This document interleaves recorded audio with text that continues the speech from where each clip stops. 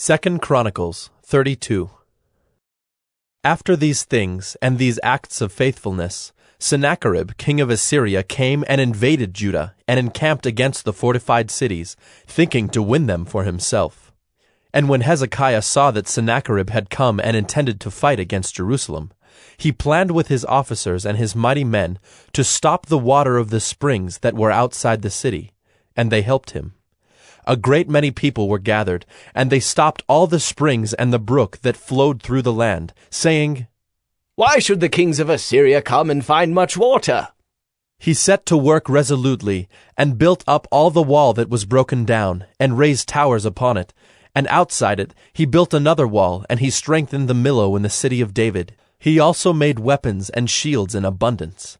And he set combat commanders over the people, and gathered them together to him in the square at the gate of the city, and spoke encouragingly to them, saying, "Be strong and courageous. Do not be afraid or dismayed before the king of Assyria and all the horde that is with him, for there are more with us than with him. With him is an arm of flesh, but with us is the Lord our God, to help us and to fight our battles." And the people took confidence from the words of Hezekiah king of Judah. After this, Sennacherib king of Assyria, who was besieging Lachish with all his forces, sent his servants to Jerusalem to Hezekiah king of Judah, and to all the people of Judah who were in Jerusalem, saying, "Thus says Sennacherib king of Assyria, on what are you trusting that you endure the siege in Jerusalem? Is not Hezekiah misleading you, that he may give you over to die by famine and by thirst, when he tells you, 'The Lord our God will deliver us from the hand of the king of Assyria'? Has not the same Hezekiah taken away his high places and his altars, and commanded Judah and Jerusalem? Before one altar you shall worship, and on it you shall burn your sacrifices. Do you not know what I and my fathers have done to all the peoples of other lands?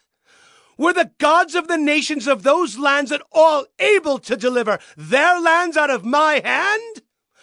Who among all the gods of those nations that my fathers devoted to destruction was able to deliver his people from my hand, that your God should be able to deliver you from my hand?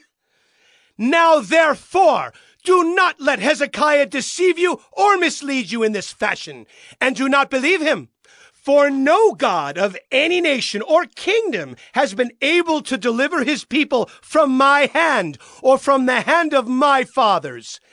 How much less will your God deliver you out of my hand?" And his servants said still more against the Lord God and against his servant Hezekiah.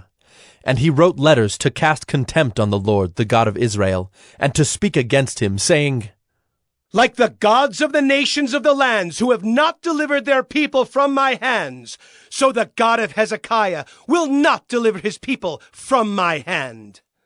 And they shouted it with a loud voice in the language of Judah to the people of Jerusalem who were on the wall, to frighten and terrify them, in order that they might take the city.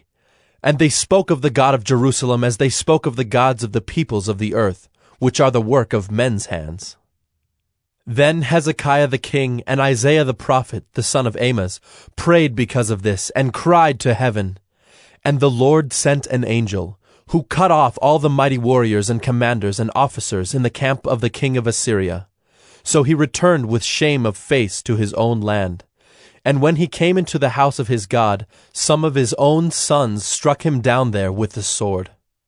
So the Lord saved Hezekiah and the inhabitants of Jerusalem from the hand of Sennacherib king of Assyria, and from the hand of all his enemies, and he provided for them on every side.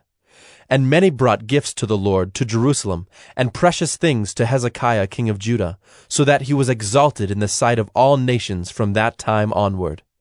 In those days Hezekiah became sick, and was at the point of death. And he prayed to the Lord, and he answered him, and gave him a sign. But Hezekiah did not make return according to the benefit done to him, for his heart was proud. Therefore wrath came upon him and Judah and Jerusalem. But Hezekiah humbled himself for the pride of his heart, both he and the inhabitants of Jerusalem, so that the wrath of the Lord did not come upon them in the days of Hezekiah. And Hezekiah had very great riches and honor, and he made for himself treasuries for silver, for gold, for precious stones, for spices, for shields, and for all kinds of costly vessels. Storehouses also for the yield of grain, wine, and oil, and stalls for all kinds of cattle and sheepfolds. He likewise provided cities for himself, and flocks and herds in abundance, for God had given him very great possessions. This same Hezekiah closed the upper outlet of the waters of Gihon, and directed them down to the west side of the city of David. And Hezekiah prospered in all his works, and so in the matter of the envoys of the princes of Babylon, who had been sent to him to inquire about the sign that had been done in the land. God left him to himself, in order to test him and to know all that was in his heart. Now the rest of the acts of Hezekiah and his good deeds, behold, they are written in the vision of Isaiah the prophet, the son of Amoz, in the book of the kings of Judah and Israel. And Hezekiah slept with his fathers, and they buried him in the upper part of the tombs of the sons of David, and all Judah and the inhabitants of Jerusalem did him honor at his death. And Manasseh his son reigned in his place.